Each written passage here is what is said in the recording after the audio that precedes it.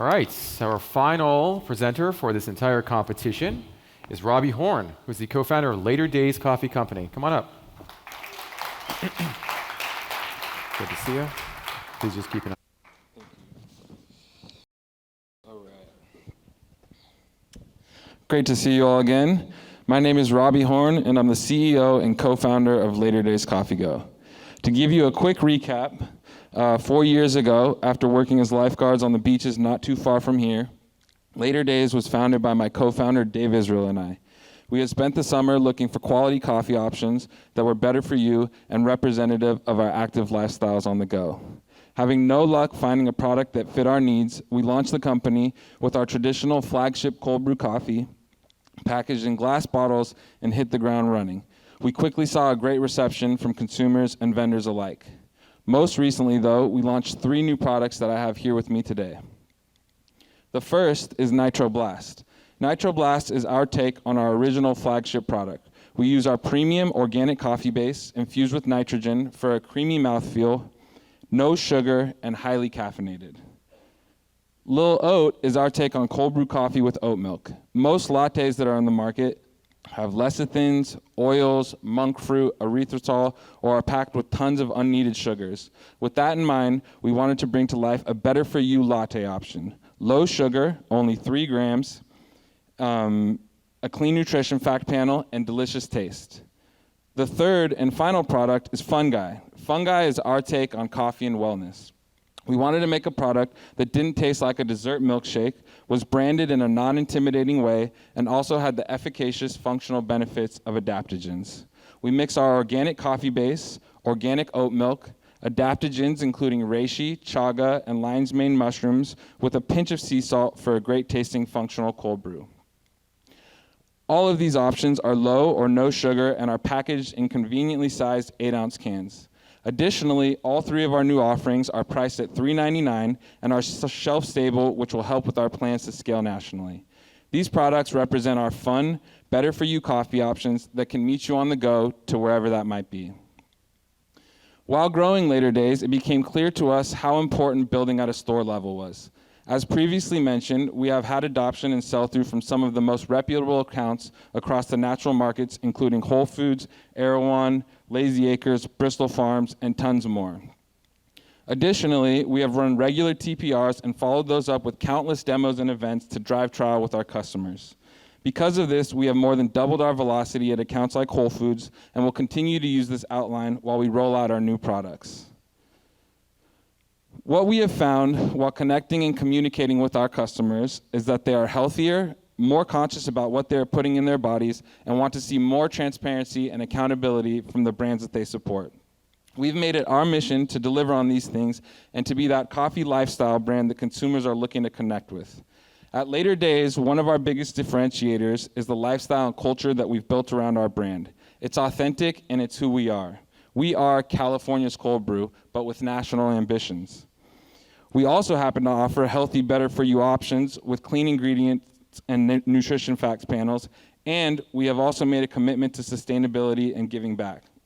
As members of 1% for the Planet, we donate to nonprofit organizations like Sea Trees, who are making it easier for anyone who cares about the ocean to directly support communities planting and protecting blue carbon coastal ecosystems. Our goal has been to build a strong base of business, connect deeply with our customers, and then strategically scale this story across the country. This organic boots-on-the-ground approach has given us great feedback from our customers and our retailers that are telling us our brand message is working and that there's a major demographic for our new products. Over the next few years, the global cold brew coffee market will have a CAGR of 25.1% and grow to a $1.61 billion market. And with all of this said, we feel like that we are perfectly positioned to take the opportunity for this growing market.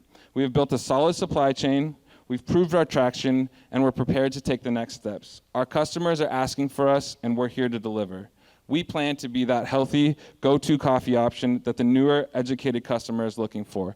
And always remember that early mornings need later days. Thank you.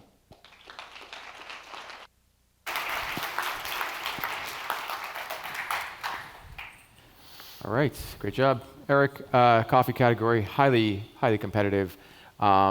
What do you think about Later Days' chances of standing out within that space? Yeah, I think that's the challenge with this category. It's a category that's seen a lot of innovation intensity for at least 5 or 6 years, so breaking through is incredibly difficult. I really admire Later Days' branding. I think your whole branding ecosystem is incredible. I love the flavor demarcation, the colors, the fun characters. One thing that was a little bit of a disconnect is that I didn't realize how healthy the brand was. I know you had the adaptogens and you had some of the ingredients, but I didn't necessarily get how low sugar it was. And so I think that's a tension you're going to have to play with, is keeping the fun branding, but also providing your differentiator and that healthful message at the same time. Maxie, in terms of the presentation, did you get what you wanted in terms of what you needed to hear as an investor, as an advisor, from the presentation and also from seeing the product? I really enjoyed the information from the presentation, and to add on to that, your presentation was the healthy cold brew alternative, but that isn't as translated on the packaging, and that's hugely valuable. That opened my eyes up. How are you going to differentiate? Your branding is wonderful, and especially if you are this California healthy cold brew, it all works together. You just need to shout it out more, because I didn't see that either. John, did you get to try all 3 products? And if so, did you have any favorites? And what did you think of the line as a whole? Yeah, I mean, I think, from a taste perspective, they're all, solid. I think, when I hear your presentation and see this, it's like you guys as a company want to be Fungi. Like, I'm not sure you want to be Nitroblast, little dynamite guy, or just plain, Little Oat. Like, it seems like Fungi of all the SKUs kind of lines up with, like, all the stuff that you're pitching, and I kind of wonder if, like, that shouldn't be the direction, because at this point, like, can of cold brew, like, I can't, tell you how many times someone said, here, this is the best one. And, you also have, like, the double-edged sword of, like, your original, which I've had, which is great, a smaller batch product, like, that's just going to be better than, like, your canned product. But I think the Fungi part of it, again, like, you've got all this great stuff in there that, I have no idea how your sales are for that, but, like, that seems like the direction that would, make what you're talking about come true. So, Ken, you've seen, interacted with, invested in a lot of different coffee brands, not invested in, but seen a lot and interacted with a lot. What do you think of Later Days' approach? I like a lot of the branding. I guess one of my cautionary tales would be I found sour notes in every one of the SKUs, and it was just too much. It wasn't overriding, but there was too much sour. And that is a note of coffee, but to me, what I said to myself was, you're letting your ingredient panel drive your mission versus having something that someone would go back to multiple times. And maybe I'm just, of the age where I have a sweet tooth and I like the sweeter coffees, and I see Starbucks Frappuccino declining. But to me, there's an opportunity to get rid of some of the sour in all 3 of the SKUs. The other thing was the nitro that I tried wasn't nitro, but I didn't open it, so I don't know how long it had been open when I had it. So those are my... Right. It's great Yeah, feedback. Maxine? I wanted to ask you a question. So what was the intention from going from these small batch bottles to doing 3 different canned versions? What were you thinking? Scalability. Scalability. It's pretty hard to get a perishable product to scale. Glass is expensive, it's heavy, it takes a lot to ship.